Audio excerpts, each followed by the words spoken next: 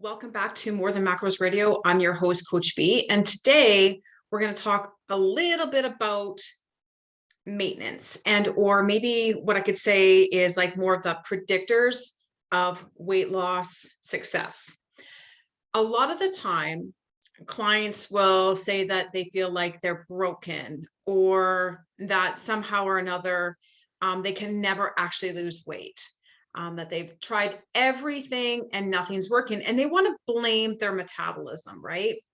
I'm not here to talk about metabolism today. I'm here to talk about really what are the predictors of true weight loss success or maintenance, because it's one of the things that we focus a lot on and what I feel very strongly that we've become experts on at Motivate and Be Fit. You all know that I like to call myself the queen of maintenance because, well, I've been maintaining for so many years, it seems like. And maintenance for me is like letting go of the negative thoughts around food, the yo-yo dieting, the fact that I haven't dieted in the last like 6, almost 7 years, that I can go out for dinner and enjoy my time. I'm not worried about, whether or not I'm going to gain. Like there's no like extreme highs or lows. And to be honest, for me, it's just, I feel like there's like this, a little bit of like this flexibility. But what I know about maintenance is that my weight and or my body composition is not making dramatic changes. So I'm not the type of person or coach that you would see as someone who is in a quote unquote off season or anything like that. My previous years of bodybuilding, for sure, I had my off seasons and my on seasons or pre-contest prep or whatever.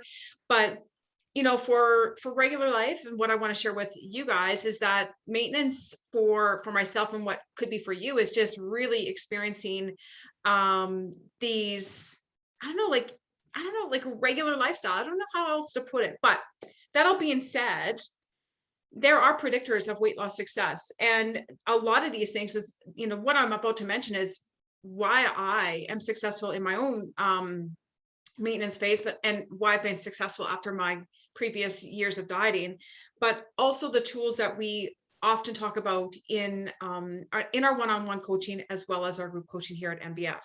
So one of the first things that I like to talk about is the adherence to lifestyle changes. So lifestyle changes I like to think about are like things like sleep, maybe managing stress, that kind of thing, right? So for a lot of people, sleep is a huge factor. Lack of sleep, you lower your cognitive ability to make deliberate decisions, right? So, aiming to get 7 to 8 hours of sleep, people who are doing that on a regular basis are often seen more successful with weight loss.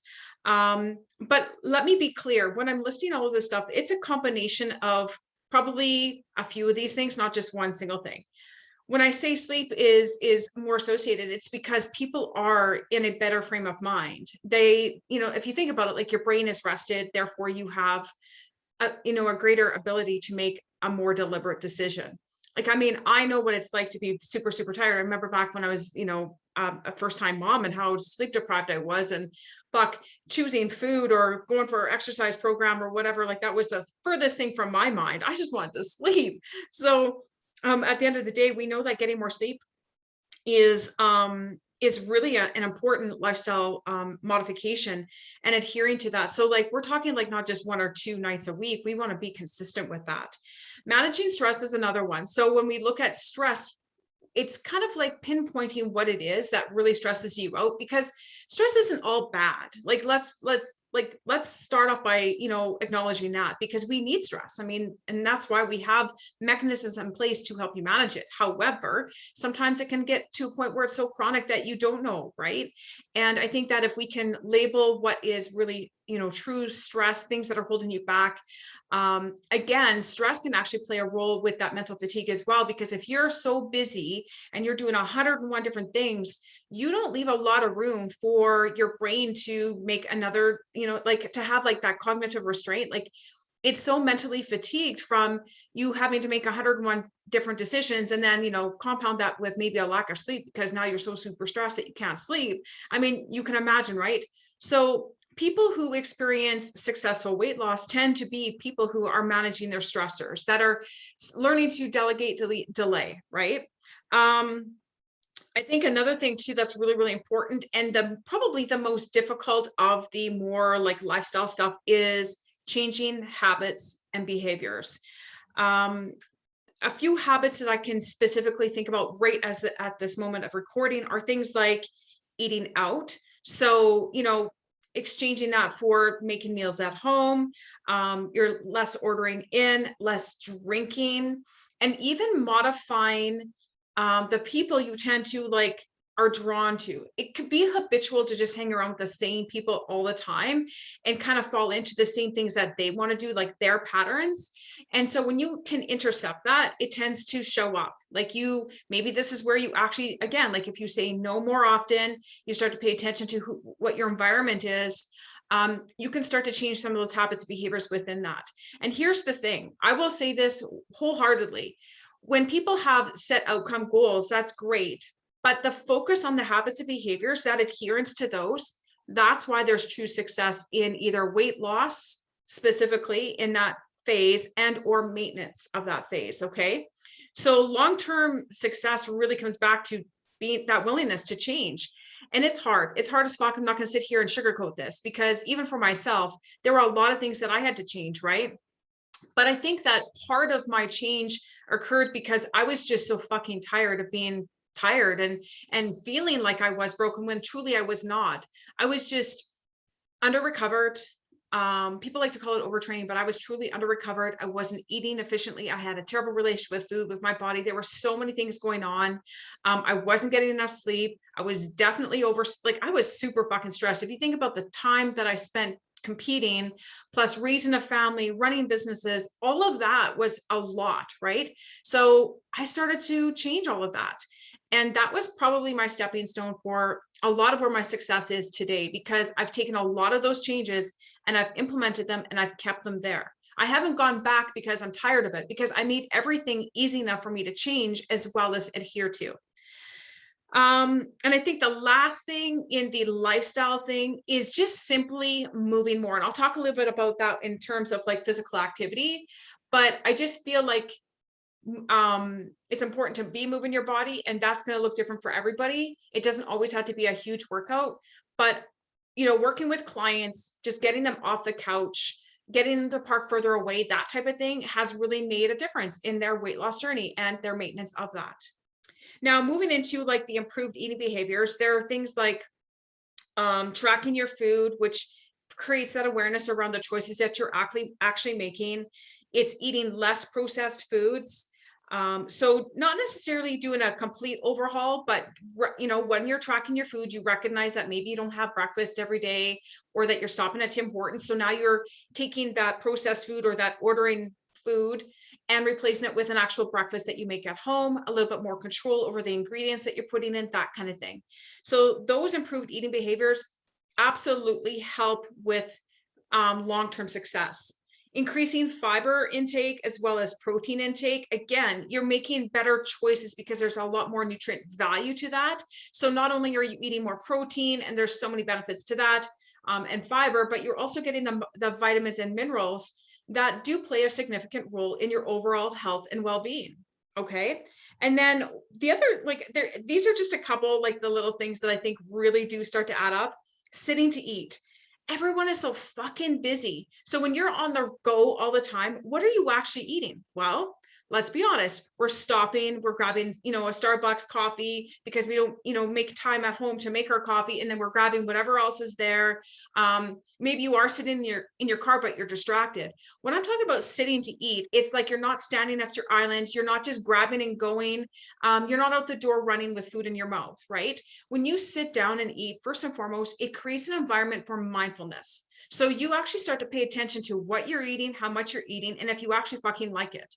And that's really, really important, because again, adherence means that you like what you are doing or what you're eating or that kind of thing, right? So the thing is that I know for a long time that if I was just like stopping and going, it was convenience, number one. But I started to pay attention to like, there is one food out there that I thought I liked, right? And that would be like when I started to do like a lot of like, coffee, like my decaf Americano, I would sometimes grab that spinach feta wrap from Starbucks. And let's be honest here, it's not terrible, but I started to realize that I actually don't enjoy it. And so like I would, order one Sometimes if I would be more or less, I'd be driving to come home, like it'd be, after the gym or something like that, and I grab it. But if I'm at the actual Starbucks and I'd be sitting there and I'd be eating it, I'm like, I actually don't enjoy the flavor. So like something like that, like you start to like when you sit and take the time to chew your food, not only are you going to feel a little bit more satiating, you're giving your brain enough time to get the signal to like, okay, you're getting full, but also too, you start to realize you don't like the texture, you don't like the flavor, you don't like the, all of that kind of stuff, even the aroma. For some people, like it's a turnoff, right? So I think that when we slow down and we sit to eat, it's one of the definitely an improved behavior, eating behavior that will go a long ways. When we're eating super, super fast, we don't give our brains enough time to recognize whether or not we're full or not. And so by the time it does get that message, sometimes we've already been in a place of overeating, right? So people who've experienced weight loss success or long-term weight maintenance tend to be sitting, they're slowing down their pace, they really enjoy the food that they're eating, and they're eating the portion that matters for them. And that's really, really important. And, combine that all with creating awareness around tracking and all that kind of thing. That's really important.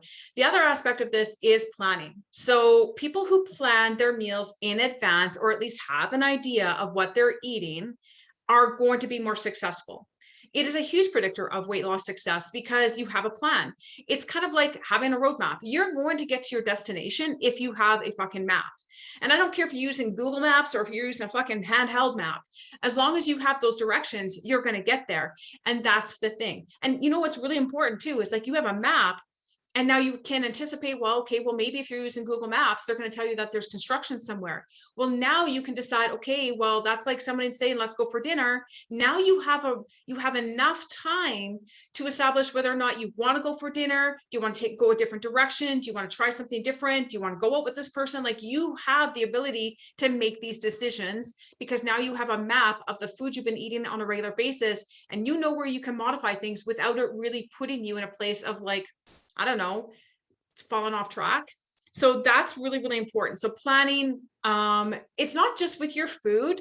I would say that it has a lot to do with planning your entire, I don't know, your everyday, right? So like understanding where, what time to wake up. Okay. So you plan for that. You plan to have your meals. You plan to, what you're eating. You plan to go for your workout. Like it's just plan to spend time with your friends and family, like, self-care, like you're going to your massage, like all of that matters. And I think that's really, really a huge component of successful weight loss and long-term weight loss maintenance. The last thing that I'll put in there, which I think has to be put in there because I think it kind of like is the building block for the nutrition aspect of things, is actually grocery shopping. So I have a ton of clients that it's probably it's like when they list all the things that they like struggle with on a regular basis, that would be one of them because they don't like going to the grocery store. And I think part of that is because maybe there's some sort of relation to some guilt, or they have fear of the grocery store because they're afraid that they're going to bring in foods that they tend to overeat, or they actually don't know what it is that they're eating. But the more often that you go grocery shopping, the more you will be prepared, and now you can plan. And the other thing is that it brings a little bit more awareness to what you're putting into your grocery cart, and then you can start to make some changes, right? So again, if you're grocery shopping, you're likely going to change the habit with eating out less, right? Because you have food to be prepared. You can no longer use that excuse of like, well, I didn't have anything. Well, yeah, you actually did.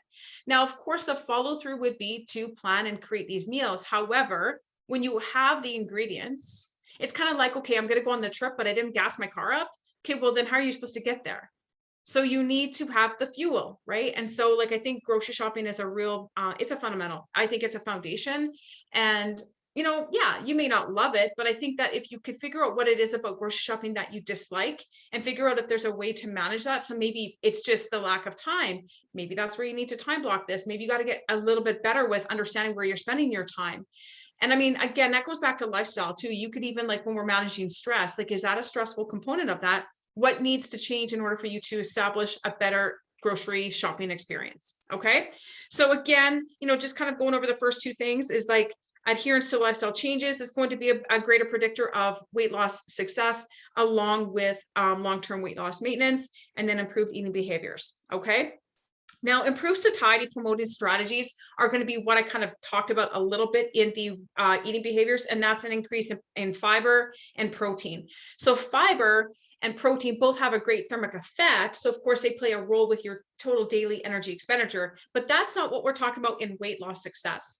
Weight loss success, you've already done there. You've done it, right? So you really don't need to really look at the whole, like how much energy expenditure do I have in place? It's more for satiety, because you are a smaller human. You likely still will, like, first and foremost, your body's going to want to get you back to probably, where your previous weight was, right? Like, it's just kind of like that built-in mechanism of like, hey, let's pull you out of metabolic adaptation and get you eating more calories and put back on some body fat.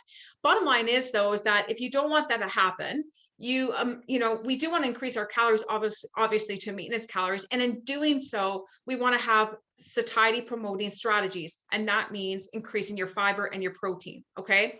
So, like having protein on a regular basis, having great serving sizes, aiming for 1 gram per pound of body weight. Once you are in that place of a lean body composition, like if you're still overweight, you may not be able to target that 1.0, but you could be within where you were for your weight loss strategy. But at the end of the day, protein is going to be more satisfying. We don't go out of our way to like eat more protein because we're starving for it. We actually, most of us don't even eat enough protein. So eating more protein on a regular basis will help, as well as increase fiber, because again, fiber is going to promote satiety. It's going to help you feel fuller because you're eating more volume-based foods. So this is where we're eating a little bit, more vegetables and fruit, but also whole grains, right? So foods that are going to be a lot more nutrient dense are going to be more satiating.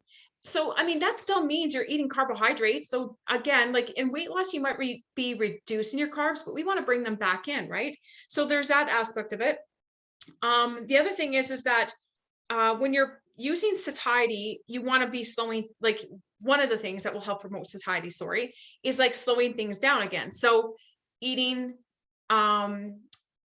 slower, sitting down. So again, it's kind of like part of the eating behavior, but it's still promoting satiety. So slowing down, eating more volume-based foods, like I mentioned, and just not that you can't have, but when we're coming out of a weight loss or fat loss journey, we don't want to just jump into eating the Pop-Tarts and the candy. We want to keep our hyper-palatable foods, our simple carbohydrates, our simple foods, still to a minimum until we're into a better place of, consistency with our nutrition. We've got our maintenance calories up to par, because we want to keep those hyper palatable foods out, right? So if we have less simple carbohydrates or simple foods, you're going to promote satiety with these more nutrient dense choices. Okay. So again, it's not that you can't have, but when you look at, maintenance, and even for myself to this day, I still have chocolate on a regular basis, and I will still go out to Five Guys, but it's not the majority of my nutrition, even in maintenance. People think maintenance is like, fuck it, don't care. I can eat whatever I want, but that is not true. If you want to maintain where you're at, first you got to eat at maintenance calories. And if you're a smaller human, that intake of food is going to be lower than it was before you lost the weight, because you're a smaller human. But the other thing is that you can't go back to those old eating behaviors or that mindset, because that is why you were in a surplus of calories, and that is why you gained weight. So again, it's just paying attention to that, and just knowing that you can't just go back to the way you were eating. You do have to make some modifications, and you do have to do it so that you can adhere. So it has to be something sustainable, something that you enjoy, and all that kind of stuff. And the last thing that I would say about satiety is eating consistently, like more meals per se versus snacks, and just being consistent. I'm not saying you have to eat 6 times per day. There's like no rules around that. But I think that if you find a consistent pattern for yourself, you're going to find that you're not as hungry. So like someone who doesn't eat breakfast and then like come noon, they're just like starving, that can backfire, right? So if you were to eat breakfast and then have a snack and then have a lunch and then have a snack and then have dinner, that would be more consistent and more quote unquote meals per day than actually just snacky.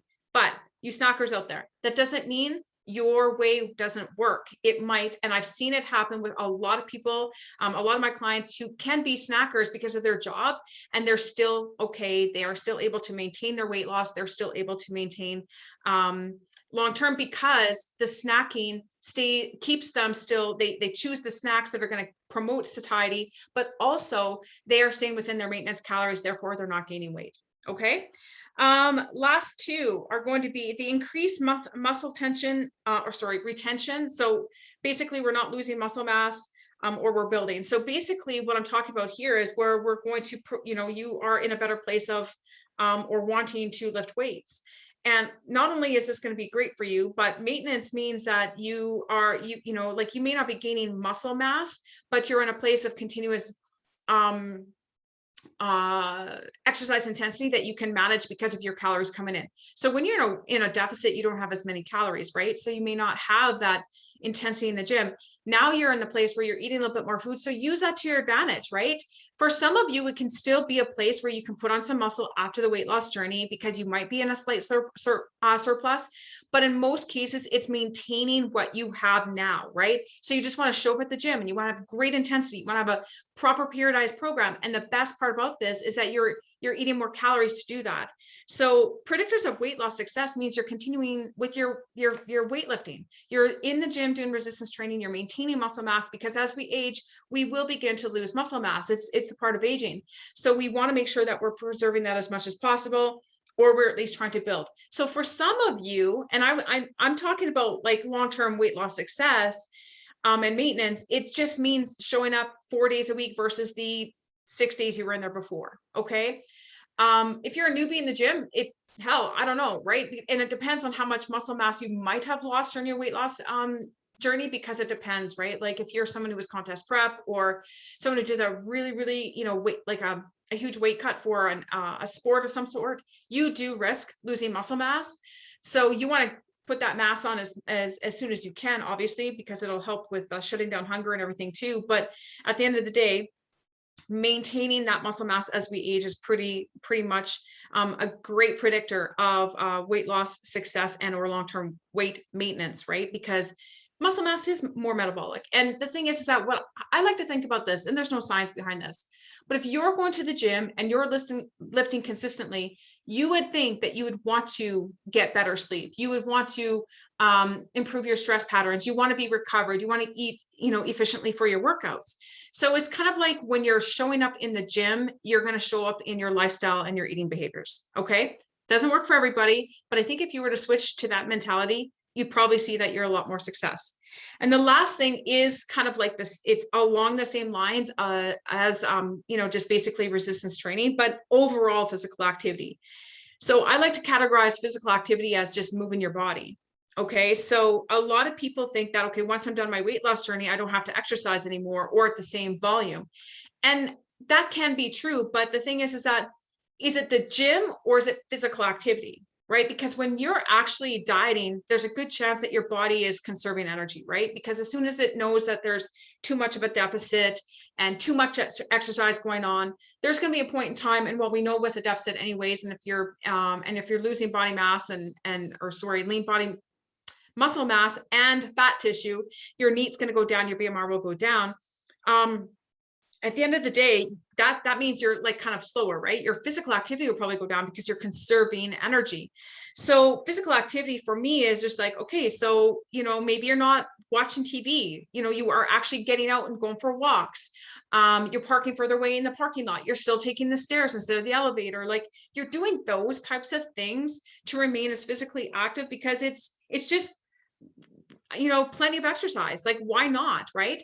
It's not too much, especially if you're someone who is sedentary. Like if you're someone who works at a desk all day, you want to have this improved physical activity or to maintain it because it will help you with your long-term goal. Because the thing is that if you're sedentary and you're not moving much, again, that energy expenditure is going to be low. So, we look at both sides of things, like your nutrition and your energy expenditure. And if you want those two to match in maintenance, then you got to look at that, right? So if you're all you do is sit all day, you want to bring that total daily energy expenditure to match your calories coming in. So you're at maintenance. And that means maybe you have to do a little bit more walking. Maybe you are going to the gym, 4 days a week. Maybe you are playing in sports, whatever. It's going to look different for everybody.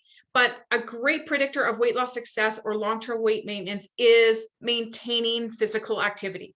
Okay. So like, even as I'm sitting here, talking on the podcast here, I'm waving my hands and I'm talking to a screen. And the thing is that I'm standing too. And that is physical activity. Okay. So one way that you can measure that is just to get yourself a Fitbit or something that can measure just your steps. And it's going to register, like even you go into the grocery store, or if you do park further away, all of that stuff starts to register. And honestly, like anything less than 5,000 steps is really not, I mean, it's a benchmark 0 to 5 for improving your health markers, but 5 to 10 would be a better improvement. And that 5 to 10,000 range is really beneficial for a lot of people. So it's just something to consider. And, honestly, like get out to the park with your kids, go for a bike ride, these things, like go hiking, all of these things, instead of just sitting there watching TV, and just kind of like, again, like if you're feeling super tired and you're not getting your physical activity in and you're trying to maintain your weight loss, then you got to pay attention to what's actually going on. Is it your, the lifestyle changes? Is it your eating behaviors? Like these things can start to add up as to why you're struggling with your physical activity. Last thing, and I know I said that there was one, that was it, but I just realized I almost missed one. The last thing would be overall monitoring, some form of self-monitoring. So I talked a little bit about tracking food before, but it's not just limited to tracking your food intake. So it's not just, making sure that you're eating at your maintenance calories or whatever. It really is about monitoring your, for some people, it could be monitoring their weight, their measurements, using progress pictures. And the reason why you have this type of monitor system in place is so that if things should start to creep up, you can intervene before it's too late. So like if you're someone who's like been doing really, really good, but all of a sudden, like, okay, over the last couple of weeks, you seem to be putting on like a pound a week, you're feeling like a little bit puffier, it's not your cycle if you're female. What's going on? If you have these pictures and weight and you see these trends, you can be like, oh, you know what? I actually haven't been tracking my food as much. And maybe you can dial things in a little bit. Not to say you're going into a weight loss phase, but you just got to dial things back in. You just got to, tighten up the reins a little bit. Because remember, when we're talking about success with weight loss, we're talking about adherence to your lifestyle changes, improved eating behaviors. You have improved satiety promoting strategies. You're working out on a regular basis. You've got physical activity. If one of those things starts to kind of drift off and you're not doing it as much, guess what? These things can start to creep up and your weight might start to creep up and your body composition changes might start to change. And now you're no longer that success story. And I'm not saying that there's anything wrong with that. What I am saying is that a lot of people are actually looking for the success. It's not just the journey of weight loss. And that's what my message to you here is today, is that a true success story is going to come from maintaining what it is that you did. Like you were overweight to begin with, right? So making those changes means that you've improved your health. And for some people, that's a huge thing. Maybe their joints don't hurt anymore. Maybe they're no longer a type 2 diabetic. Their blood pressure's changed. They just are happier humans. Not everybody is happier with a six-pack. I mean, I was there. Depends on the extreme nature of your diet. But I'll tell you this right now, in most cases, most women that I work with, they are looking to feel better in their skin. They want to improve their self-confidence, and losing weight helps that. Okay.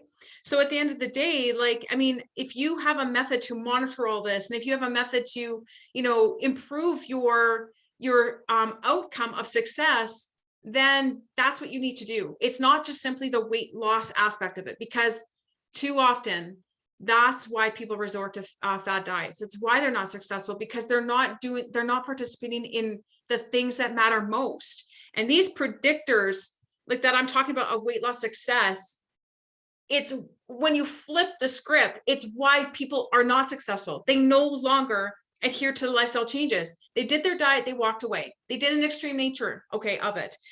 They don't have improved eating behaviors. They just said, okay, well, I've lost my weight, and now I'm just going to go back to, what did I say before? Their previous eating behaviors. Okay, well, that's what got you there to begin with. Like, it's really just like that mindset shift, right? People that are not successful, they just went back to eating and going out and drinking again. Like, they did not adhere to those satiety promoting strategies. They were either making it too hard, or it just was out of reach for them. And to be honest, for some people it is, they're trying to do too much. They stop going to the gym. They no longer want to do these things. Like, it's because everything they did during the weight loss journey was probably too fucking hard. And the thought of having to maintain that it's just way too difficult. But if you think about your weight loss journey, if you approach it the right way, you shouldn't have to do so many extreme things. Yes, you're going to have cognitive restraint. Yes, you're going to have to make some decisions. Yes, you're going to have to probably, well, of course you're going to have to reduce calories. Yes, you're going to have to move more. That is part of it, but it's not forever, because dieting is a phase. Being in a calorie deficit is a phase. It's not forever. And that's why I wanted to have this podcast. Like, if you want true weight loss success, first and foremost, you got to get out of that deficit, number one. And number two, you have to put in place the things that are going to help promote success long term. We're talking weight loss maintenance is long term. That is true success. So just to cover it again, you want to be able to adhere to your lifestyle changes.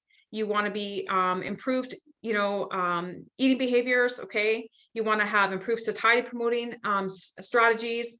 Your, increased muscle retention and or building. So like, you're in the gym, you're consistently doing resistance training and increased physical activity, or, you're maintaining that. You're involved in sports, you're, parking further away, you are going to the gym, maybe you're going for walks. Like, it's nothing crazy. It's everything that you're doing is something that you can maintain and adhere to. And finally, as you're monitoring it, you have a method to monitor this stuff, whether it's tracking your food, taking pictures, measurements, or weighing yourself. Those things are going to help you intervene when needed to help you be successful long term. All right, that's it. That's all I have for you guys today. I wish you nothing but success on your fat loss, weight loss journey, and well into maintenance.